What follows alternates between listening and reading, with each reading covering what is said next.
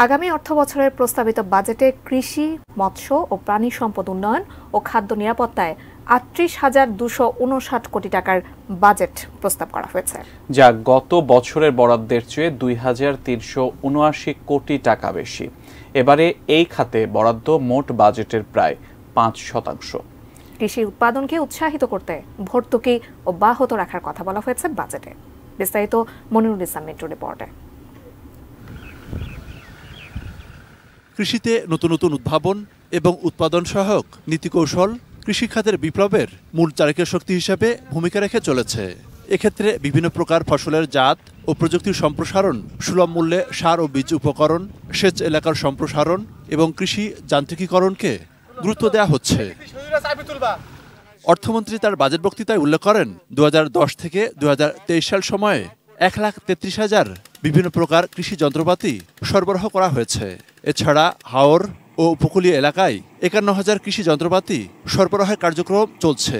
এক্ষেত্রে খাদ্য সংকট মোকাবেলায় নানামুখী পদক্ষেপ অব্যাহত রাখার কথা জানান তিনি। কৃষি উৎপাদনকে উৎসাহিত করতে ভর্তুকি প্রদান অব্যাহত রয়েছে এবং তা অদূর ভবিষ্যতেও চলমান থাকবে। সারে ভর্তুকি প্রদানের পাশাপাশি কৃষি উৎপাদন বৃদ্ধির লক্ষ্যে যান্ত্রিকীকরণ উৎসাহিত করা হচ্ছে। অষ্টম বার্ষিক পরিকল্পনায় ২০২৫ সালের মধ্যে সরকারি পর্যায়ে খাদ্যশস্য সংরক্ষণ ক্ষমতা ৩৭ লাখ মেট্রিক টনে উন্নত করার লক্ষ্যমাত্রা নির্ধারণ করা হয়েছে। ফলে আগামী অর্থবছরে বাড়ানো হচ্ছে খাদ্য গুদামের ধারণ ক্ষমতা। খাদ্যের অপচয় রোধে ও খাদ্য নিরাপত্তা নিশ্চিত করার লক্ষ্যে খাদ্য গুদামের ধারণ ক্ষমতা ২১.৮৬ লাখ মেট্রিক টনে উন্নীত করা হয়েছে এবং আগামী অর্থবছরে তা ২৯ লক্ষ মেট্রিক টনে উন্নীত করা হবে। মৎস্য আহরণে দক্ষতা বৃদ্ধির পাশাপাশি জেলেদের উন্নয়নে বিভিন্ন পদক্ষেপের কথা জানানো হয় বাজেটে।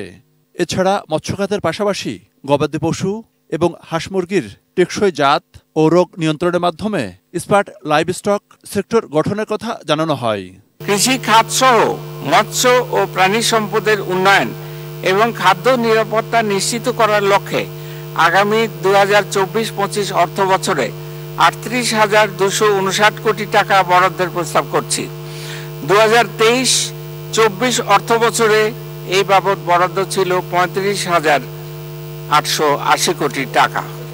মনিরুল ইসলাম মিন্টু, এটি নিউজ, ঢাকা।